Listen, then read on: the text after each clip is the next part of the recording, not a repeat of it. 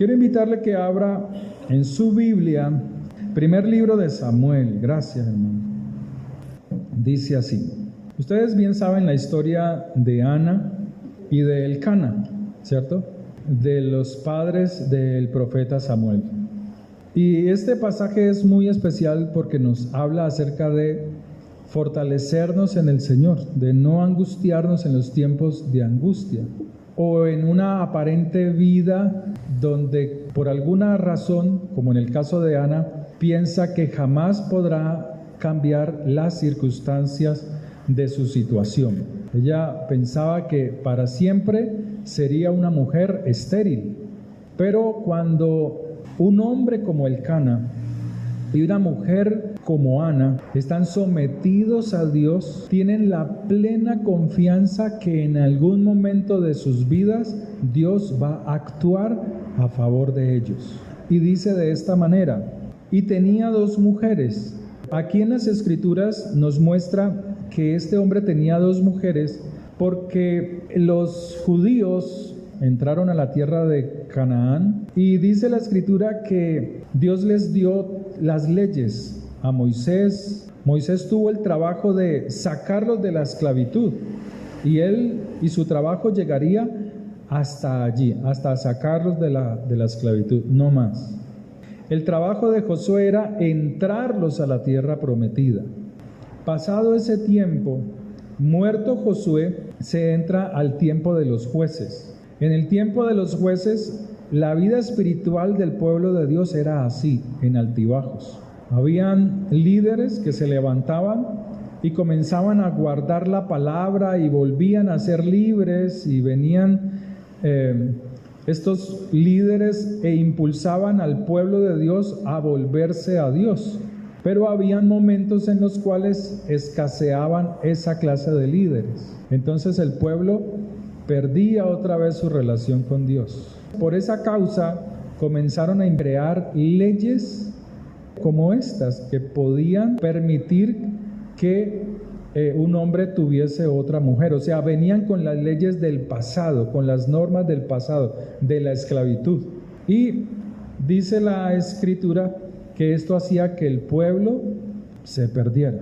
Pero había algo en este hombre, en Elcana. Entonces dice así: él tenía 2 mujeres, el nombre de una era Ana y el de la otra era Penina.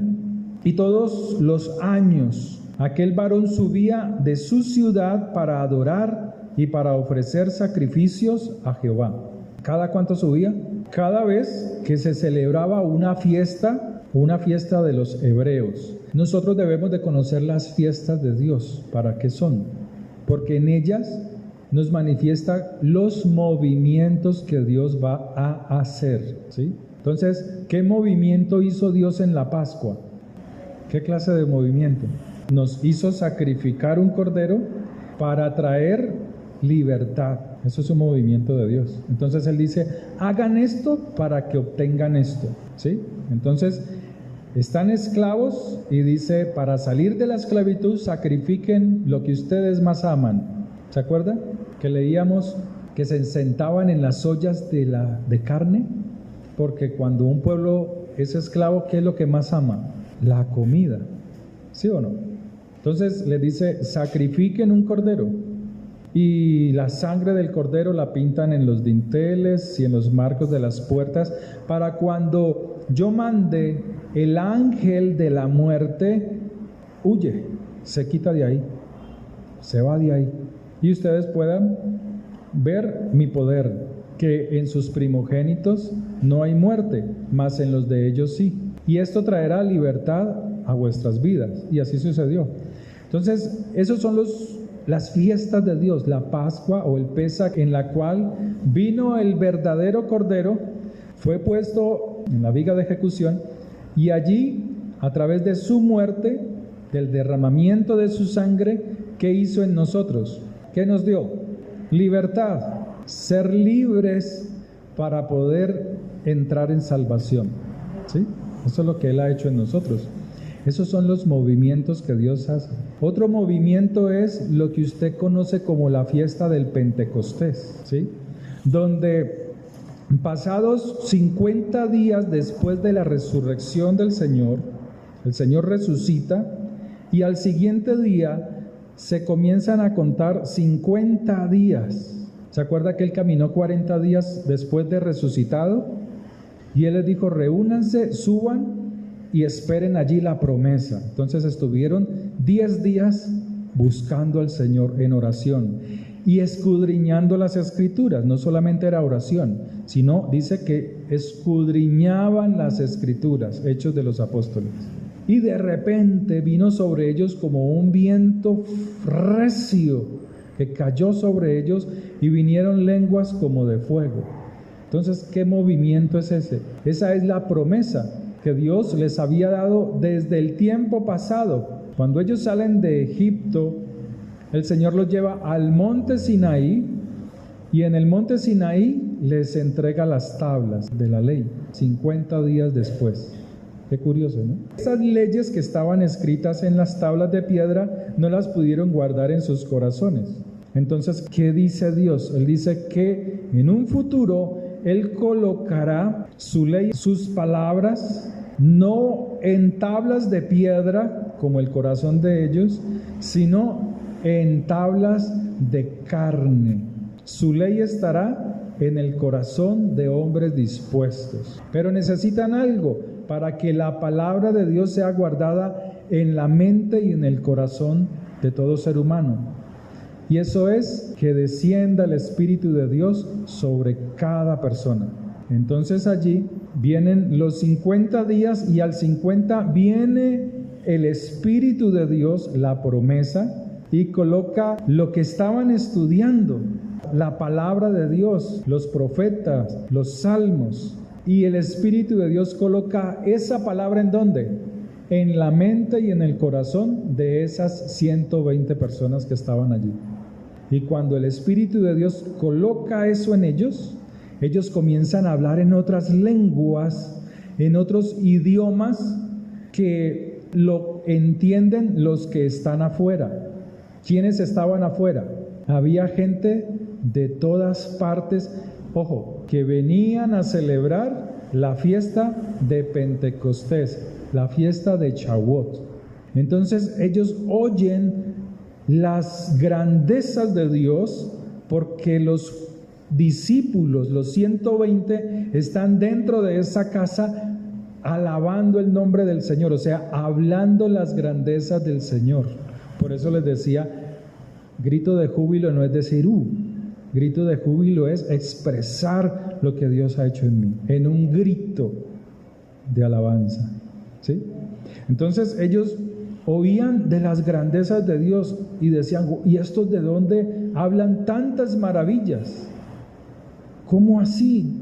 Si tanto tiempo que vengo a esta fiesta y no comprendía esto, porque ellos estaban en su hablar en lenguas, estaban hablando en griego, en hebreo, en arameo, en copto, en otros idiomas, porque allí habían judíos que venían de esas regiones, de Egipto, de Babilonia, de todas las naciones vecinas, que venían a esa fiesta porque ellos eran conocedores de esas fiestas, para conocían a través de ella los movimientos del Señor. Les estoy contando esto porque aquí dice en primer libro de Samuel que él subía cada año. ¿Cada año a dónde? Él subía o a una fiesta de Pentecostés, el Cana subía a una fiesta de Pascua. Entonces dice, y todos los años, verso 3, aquel varón subía de su ciudad para adorar y para ofrecer sacrificios a Jehová de los ejércitos en Silo, porque Silo era uno de los primeros lugares que Dios estableció para que su pueblo se reuniera para celebrar esa clase de fiestas. La fiesta de Sucot habla del nacimiento del Mesías, no es diciembre, y esa fiesta se celebra entre los meses, bíblicamente, entre septiembre y octubre, no diciembre, no fiesta de Navidad. Entonces dice aquí la escritura, donde estaban dos hijos de Eli, Ofni y Fines, sacerdotes de Jehová. Y cuando llegaba el día en que Elcana ofrecía sacrificios o sacrificio, daba a Penina su mujer, a todos sus hijos y a todas sus hijas, a cada uno su parte, o sea, para que ellos, él entregaba y ellos de allí sacaban la porción para Dios, el diezmo, la ofrenda, la primicia. Yo a mis hijos les enseño eso. Yo a mis hijos les digo diezmen, porque el diezmo corta el rigor. Lo corta. El rigor. El rigor es que usted trabaja y trabaja y trabaja y para nada alcanza. El rigor es que usted está en incertidumbre si va a seguir trabajando en ese lugar, en esa empresa, en esa casa, donde sea. Dios corta el rigor. Y no solamente corta el rigor de esa persona, sino que a través de esas personas Dios sostiene esa empresa donde el cristiano está trabajando. O sea, esa persona comienza, en el momento que Dios lo hace, lo sube de lugar, lo sube de cargo, le aumenta el salario. Porque eso hace. Lo que pasa es que nosotros los seres humanos somos muy impacientes y confiamos en nosotros mismos, y por eso no se da a Dios nada. Porque ¿Señora? Esa promesa le cae a los hijos de uno. ¿Por qué? Porque mi hija no se congrega. Sí. Y ella siempre desde niña yo la llevé para la iglesia. Yo siempre he congregado, siempre he crecido el conocimiento de la palabra. Y miren que yo siempre les entendí esa parte.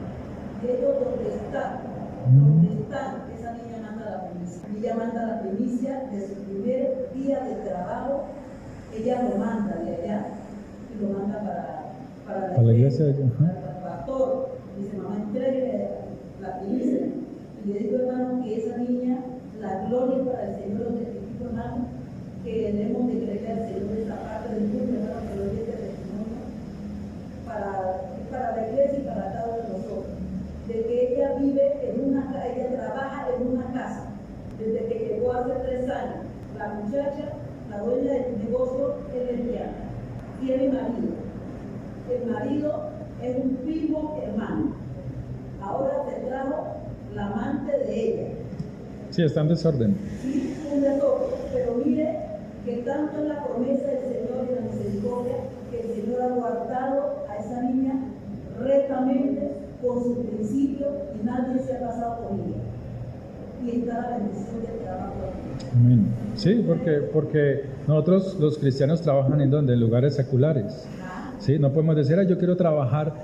Pues yo sí tuve la dicha de trabajar en una empresa cristiana, hacían hasta cultos y terminaban almorzábamos y a la 1 nos reuníamos como 250 personas para orar y para así hacer un culto como este.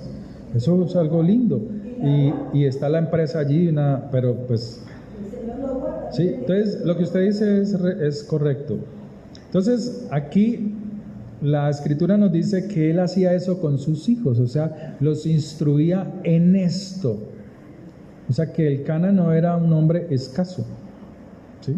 Y dice así, que él entregaba a cada uno su parte, o sea, que él subía con toda su familia a las celebraciones anuales, ¿sí? Pero a Ana, a la que él amaba, daba una parte escogida, daba lo mejor, ¿sí? Así debe de ser el esposo con la esposa y la esposa con el esposo. Dar lo mejor para ella. Que si le vas a servir una bandeja paisa, no les pongas ahí un pitico de chicharrón ni el pedacito más chiquito de carne. Está diciendo es dar lo mejor. Él daba lo mejor a su esposa, ¿sí? O sea que mostraba en ello el afecto. Y dice la escritura, porque amaba a Ana, porque el amor ¿qué es? Es dar, ese es el amor. O sea, esforzarme para que la otra persona se sienta mejor, ¿sí? Pero a veces toca incomodarse. Si usted no se incomoda, no está dando amor. Un familiar mío me decía, no, yo a ustedes los quiero tanto. O sea, si usted supiera los pensamientos tan lindos que yo tengo acerca de usted, pero vea, era más miserable. miserable como el sol, tacaño. Y yo decía, basura, porque el amor no es eso. El amor no son pensamientos lindos, porque eso está solamente en la mente. Y si quiere expresar amor, hay que sacarlos de la mente y realizarlos, hacerlos real. Cuando se da con alegría. Si se da con tristeza, dar es felicidad cuando se da con alegría. Entonces, dice la escritura que él daba la mejor parte a Ana porque la amaba mucho. Dice, aunque Jehová no le había concedido tener hijos, o sea, él no la despreciaba, porque era la costumbre judía despreciar a la mujer estéril, pero él la amaba y expresaba su amor dándole las mejores cosas, lo mejor a ella, ¿sí? Y su rival la irritaba, o sea, estaba llena de envidia, de celos, enojándola y entristeciéndola, porque Jehová no le había concedido tener hijos, o sea, se burlaba de ella por su esterilidad. Así hacía cada año. ¿Quién hacía cada año eso? Elcana, no Ana, Elcana. O sea, él era el motor de la vida espiritual de ese hogar. Era Elcana, no era Ana. Los impulsaba a buscar al Señor, los motivaba a buscar a Dios. Subían en el tiempo señalado a celebrar la fiesta de la Pascua o la fiesta de Sukkot, ¿sí? O la fiesta de Shavuot, de las semanas, que también se llama fiesta de las semanas, las que Dios había establecido. Entonces dice la escritura que así hacía cada año cuando subía a la casa de Jehová, y Penina la irritaba así, por lo cual Ana lloraba y no comía.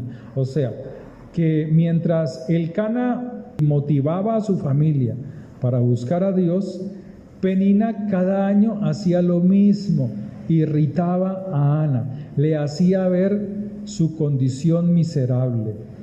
Y cuando una persona hace esto con otra, es para desmotivarla, para que no busque a Dios, al que cambia las circunstancias, al que puede cambiar las cosas. Pero había alguien, un hombre como Elcana, que a todos los motivaba y los empujaba para subir a buscar al Señor, porque él sabía que Dios en su momento cumpliría su promesa. Dice la escritura, y Elcana su marido le dijo, Ana, ¿por qué lloras? ¿Por qué no comes? Le hace unas preguntas. ¿Y por qué está afligido tu corazón? Y esa es la pregunta que Dios te puede hacer hoy. ¿Por qué lloras? ¿Por qué has perdido el apetito? ¿Por qué estás afligido, afligida? ¿Acaso yo no soy Dios? Aquí dice, ¿y por qué está afligido tu corazón? ¿No te soy yo mejor que 10 hijos? ¿Eso qué quiere decir? Que a ella no le faltaba nada. ¿Usted sabe lo que son 10 hijos cuidando un padre o una mamá? En todas las áreas de su vida, es una dicha. Yo vi eso personalmente en la vida de mi abuelo. 13 hijos, todos casados, cuidando a mi abuelo y a mi abuela. No le recriminaban nada, una decencia con él, respetuosos con él, jamás le recriminaban nada. Un abuelo bien vestido, salía a caminar, mejor dicho, un gran ejemplo. No fumó, no tomó, no tenía otra mujer, fue un gran ejemplo. Paisa, como buen paisa. De los verdaderos, ¿no? De los antiguos. Entonces dice la escritura, ¿no te soy yo mejor que 10 hijos? Y se levantó Ana, o sea, estas palabras la motivaron a ella. Hubo alguien que estaba allí a su lado y la motivó, que a pesar de su condición y de su aflicción, nadie le iba a solucionar su problema, solamente Dios. Ella pudo ver esto. Y dice, y se levantó Ana después que hubo comido y bebido en Silo. Si algo que caracteriza las fiestas judías es la abundancia de comida. ¿Por qué? Porque Dios quiere que tú te goces, que tú te alegres. Porque la fiesta de la Pascua es un tiempo ¿de qué? De salir de la esclavitud a la libertad. El Señor la celebró. Si usted busca En Mateo, la Santa Cena, de ahí en adelante no le habla de ninguna Santa Cena, le habla de la Pascua. ¿Y dónde quieres que celebremos la Pascua? ¿Sí lo ha leído? No lo ha leído. Mirémoslo rápidamente. Mateo 26, verso 17. Mateo 26, verso 17. Lo leo. El primer día de la fiesta de los panes sin levadura, vinieron los discípulos a Yeshua diciéndole, léalo fuerte, ¿dónde quieres que preparemos para que comas la Santa Cena? ¿Dice allí eso? ¿Qué dice? Para que comas Pascua. Es Pascua. Y él dijo, o sea que él estaba aprobando la fiesta. Id a la ciudad a cierto hombre y decirle, el maestro dice, mi tiempo está cerca, el tiempo de sacrificar su vida. ¿Por qué? Porque en la Pascua era donde se mataba, se sacrificaba el cordero. Y él está diciendo, estoy encima, ya va a pasar eso conmigo. Eso es un movimiento de Dios. En tu casa celebraré la Pascua con mis discípulos. ¿Dónde quiere Dios que celebremos con alegría la liberación? Con la familia, hermanos. ¿Dónde le dijo Dios a Moisés que celebraran la Pascua? En sus casas. Él no está rompiendo la ley de Moisés. No, él la está cumpliendo. Por eso dice la Escritura que él cumplió toda la Escritura, para que nosotros también lo hagamos. Y los discípulos hicieron como Yeshua les mandó, verso 19, y prepararon, ¿qué prepararon? Verso 19, ¿qué prepararon? O sea que cogieron un cordero, el mejor, y lo degollaron. Prepararon hierbas amargas, prepararon pan sin levadura, prepararon el vino y celebraron, ¿qué celebraron? Pascua, hermanos. La Pascua es un motivo de alegría. Por eso es que cuando él se encuentra a dos hombres que van camino a Emaús, él les dice, ¿y ustedes por qué están tristes? Como los cristianos de hoy cuando celebran la Santa Cena. ¿Ustedes por qué estáis tristes? Y ellos le dicen, ¿no te has dado cuenta que nos mataron a nuestro maestro? Y él era un hombre justo y lo sacrificaron como un hombre injusto. Y él trae a su boca las escrituras desde Moisés, dice, hasta los profetas, para que esos dos que no entendían comprendieran la fiesta, la gran liberación que Dios traería a su pueblo, para que fuera libre, para que se goce en el Señor. Entonces cuando ellos van y entran a la casa, dice que el Señor partió el pan y tomó el vino y partió el pan. Está hablando del sacrificio de Él, de la celebración de la Pascua. Y ellos dicen que se alegraron porque entendieron esas cosas. No las habían comprendido, pero ahora sí. Entonces dice aquí la Escritura, para ir rápido volviendo a primer libro de Samuel. Y se levantó Ana después que hubo comido y bebido en Silo, las fiestas de Dios. O sea, se levantó a comer. Y mientras el sacerdote Elí estaba sentado en una silla junto al pilar del templo de Jehová, ella con amargura de alma, allí es donde tú tienes que llevar tu amargura, a la presencia de Dios, tu tristeza, tu dolor, tu angustia, tu aflicción. Ningún hombre va a solucionar nuestros problemas. ¿Es quién? Solamente es Dios. ¿Y ella en dónde estaba? En el lugar correcto, en el altar de Dios. Entonces dice la Escritura que hizo voto, o sea, hizo una promesa. ¿Cuántas promesas usted ha hecho que no le ha cumplido a Dios? Porque cuando hay dificultades, fácilmente hacemos promesas, y eso no es malo, porque la Escritura no dice que sea malo. Lo malo es no cumplir la promesa. Entonces cuando hay una enfermedad, dice la persona, Señor, yo te prometo que si tú me sanas, yo hago esto, doy esto y bendigo esto, o hago algo. Dios lo sana y no pasa nada. Señor, estoy en una situación económica difícil, pero si tú me das esto y esto, te prometo que voy a diezmar, te prometo que voy a ofrendar. Y los coloca Dios como prueba en un lugar mejor y no pasa nada. Pero pasa el tiempo, pasan los años y vuelve otra situación igual, una enfermedad o un recaimiento, porque dice Eclesiastés que cuando estés delante de la presencia de Dios y hagas promesas, cuídate de no cumplir esos votos, esas promesas, porque el ángel del Señor escucha la oración, escucha la promesa que sale de nuestra boca. Pero Dios quiere es que la cumplamos, porque al cumplirla, ¿qué pasa?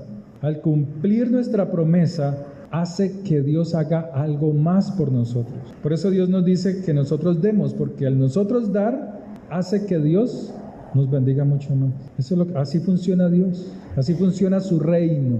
Y mire al Cana, era un hombre que siempre estaba dispuesto a bendecir no solamente la casa de Dios, sino su familia. Pero no la bendecía solo con riquezas materiales, sino que con cosas espirituales los impulsaba, los motivaba a buscar al Señor. ¿Cuántas veces sus hijos o sus hijas, usted le habla de Dios es cuando ve una situación grave en la casa? Te sorprende. Ahora sí le voy a hablar de Dios. No, hábleles en todo tiempo, en todo momento. ¿Sí? Hay que motivarlos. Dice la Escritura que ella hizo voto al Señor de los cielos, verso 11, e hizo voto, o sea que ella lo iba a cumplir. ¿Sí o no? Es fácil prometer. Diciendo Jehová de los ejércitos, si te dignares mirar a la aflicción de tu sierva. ¿Cuál era la aflicción? Su esterilidad. Y te acordares de mí, y no te olvidares de tu sierva. Fíjese que ella se llama sierva. Eso quiere decir que era una mujer que servía al Señor, pero había algo que le impedía servir a Dios con alegría. ¿Y qué era? ¿Su esterilidad? No, sus pensamientos. Lo que te impide a ti servir a Dios con alegría son tus pensamientos, no la situación. ¿Amén o no? Así no diga amén. Son tus pensamientos los que no te dejan servir a Dios. No es la circunstancia, porque Dios cambia las circunstancias. Dice la Escritura, sino que dieres a tu sierva un hijo. Ella solamente pedía un hito nomás, un hito. Pero es que Dios no es miserable, Dios no es egoísta, Dios no es tacaño, pero Él ve la disposición del corazón de la persona. Yo lo dedicaré a Jehová todos los días de mi vida y no pasará navaja sobre su cabeza. O sea que iba a ser un niño consagrado al Señor, para servicio al Señor, sin importar la corrupción que tenía la casa de Elí. Ella no le iba a importar eso. A Elcana no le importaba lo que pasaba con la casa de Elí y con los hijos de Elí. El deseo de él era seguir sirviendo al Señor en esto. Subía a las fiestas, llevaba lo establecido por la palabra de Dios y motivaba a su casa a buscar al Señor. A pesar de la dificultad que él tenía, a pesar de la dificultad que había en su hogar, esas rivalidades, esas peleas, esas contiendas, él con disposición subía cada año a la casa de Dios que estaba en Silo. Mientras ella oraba largamente delante de Jehová, Elí estaba observando la boca de ella, pero Ana hablaba en su corazón, o sea, era un susurro, y solamente se movían sus labios, y su voz no se oía. Y Elí la tuvo por ebria. Y así es el mundo. Cuando tú buscas a Dios, te tiene por loco, pero no así cuando estás delante de la presencia del Señor. Entonces le dijo Elí, ¿hasta cuándo estarás ebria? Digiere tu vino. Él pensaba que ella era como sus hijos, borrachos, adúlteros. Y Ana le respondió diciendo, no, Señor mío, o sea, había un respeto a la autoridad espiritual. No, Señor mío, yo soy una mujer atribulada de espíritu. No he bebido ni sidra, sino que he derramado mi alma delante del Señor.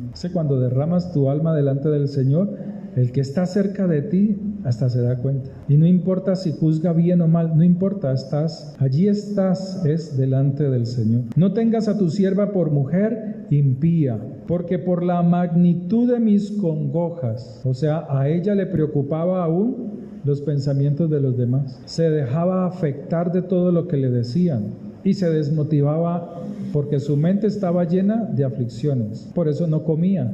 Por eso Elcana le preguntaba, ¿por qué lloras? ¿Por qué no comes? ¿Por qué está afligido tu corazón? Pero dice la Escritura, Elí respondió y dijo, ve en paz, el Dios de Israel te otorgue la petición que le has hecho. O sea que aún en medio de las tinieblas que había en la casa de Elí, Dios respaldaba la palabra de Elí y ella respetaba la autoridad, la unción que Dios había colocado en él. Y ella dijo, halle tu sierva gracia delante de tus ojos. Y se fue la mujer por su camino. Pero ¿cómo se fue? Satisfecha. Y comió y no estuvo más triste. Ya no estuvo más triste. Algo pasó. Algo espiritualmente cambió su mente y sus pensamientos. ¿Qué fue?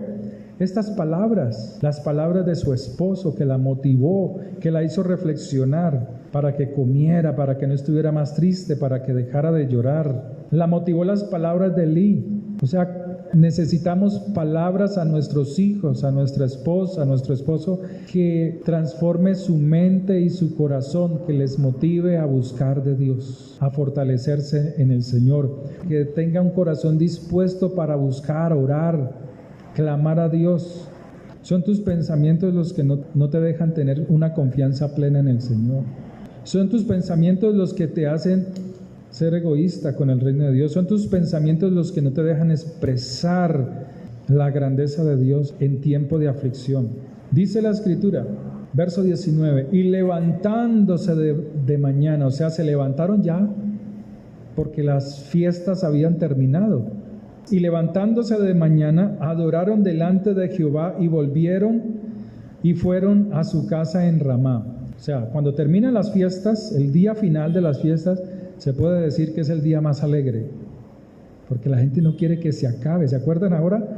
¿Quieren seguir cantando? Claro, queremos seguir adorando y expresándole a Dios lo que hay en nuestros corazones. Es esto, porque el día final es el día más gozoso, sin decir que los otros días no. Entonces dice la Escritura, adoraron delante de Jehová y volvieron y fueron a su casa en Ramá. Y Elcana se unió a su mujer, o sea, tuvo intimidad con su esposa. Y el Señor en ese momento se acordó de ella. Aconteció que al cumplirse el tiempo, o sea, el tiempo de los 9 meses, después de haber concebido a Ana, dio a luz un hijo y le puso por nombre Samuel, por cuanto lo pedí a Yahweh, lo pedí a Dios. ¿Cuándo se lo pidió a Dios? Cuando su corazón estaba afligido, cuando pudo descansar en el Señor, cuando pudo traer su tristeza delante del altar del Señor.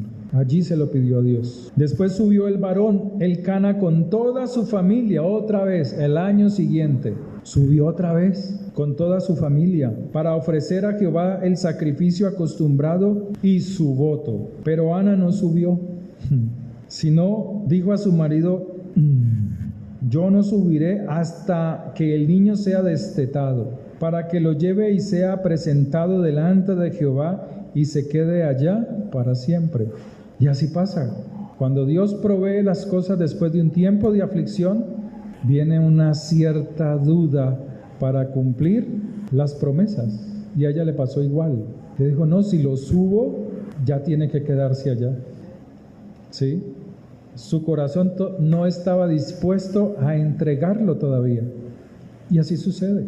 Por eso dice la Escritura, cuando al Señor hagas votos, recuerda que estás delante del Señor. Cumple tus votos. Y dice la Escritura, solamente que cumpla Jehová su palabra. Pero eso se lo dijo Elcana. Haz lo que bien te parezca. Porque Elcana era un hombre decidido, a pesar de sus equivocaciones, era un hombre decidido para buscar a Dios.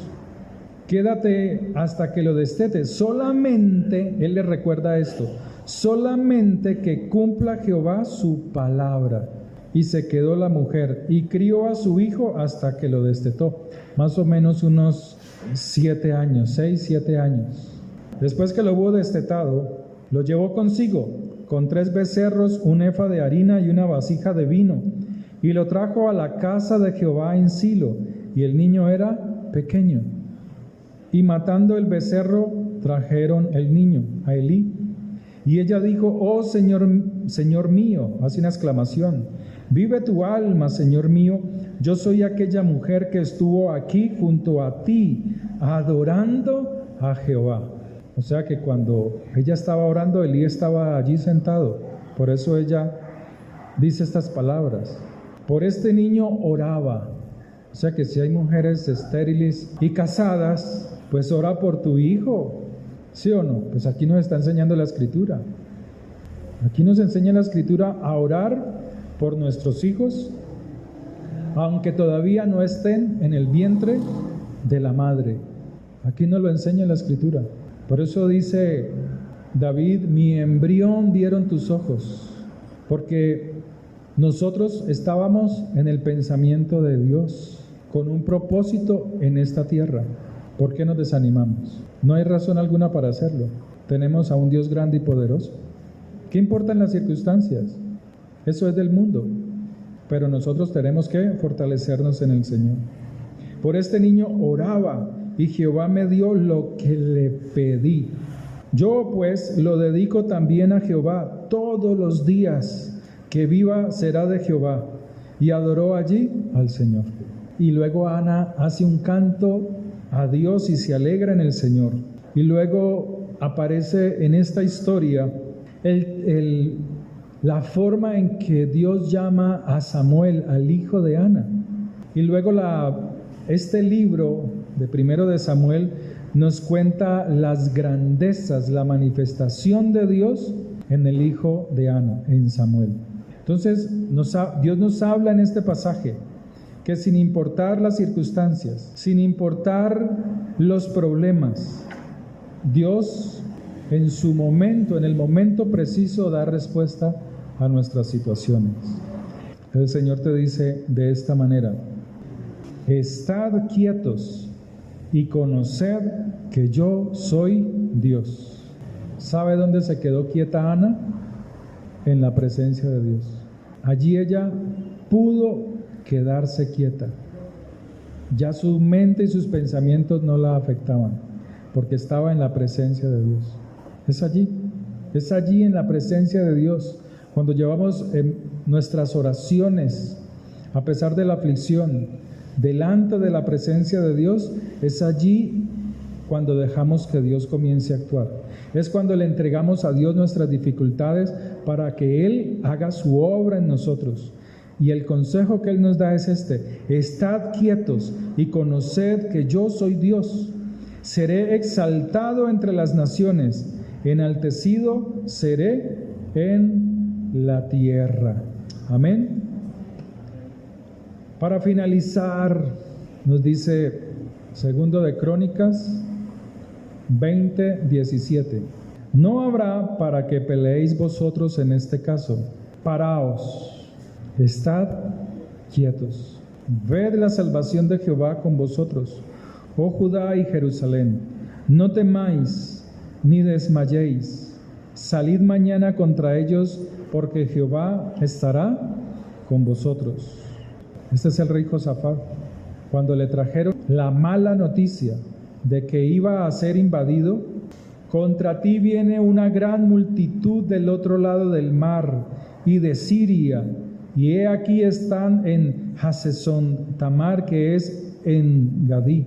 Mira lo que hizo Josafat. Entonces él ¿qué tuvo? Tuvo miedo, tuvo temor. Es algo normal en el ser humano. Pero mira lo que hizo después. Y Josafat humilló su rostro para consultar a Jehová e hizo pregonar ayuno a todo Judá. Eso es lo que hay que hacer. Ese es el consejo de Dios. Y es allí donde vemos la victoria que Dios nos quiere dar. Que no es ni con espada ni con fuerza, sino que es con el poder de su Santo Espíritu. Es con el poder del Espíritu de Dios. Pero aprende a estarte quieto en la presencia del Señor. Padre, te damos gracias por tu palabra. Oremos. Gracias por lo que nos has enseñado hoy, Señor. Gracias por tus misericordias. Gracias porque tú eres un Dios que no miente, porque tú eres nuestro escudo y nuestra fortaleza, Señor. Gracias, Señor, porque tu palabra dice que todas las cosas nos ayudan a bien conforme a los que a tu propósito hemos sido llamados. Bendigo a este tu pueblo. Levante sus manos. Si puede ponerse en pie, si lo puede hacer, no es obligación. El Señor te bendiga y te guarde. El Señor Dios Todopoderoso haga resplandecer su rostro sobre ti y tenga de ustedes misericordia.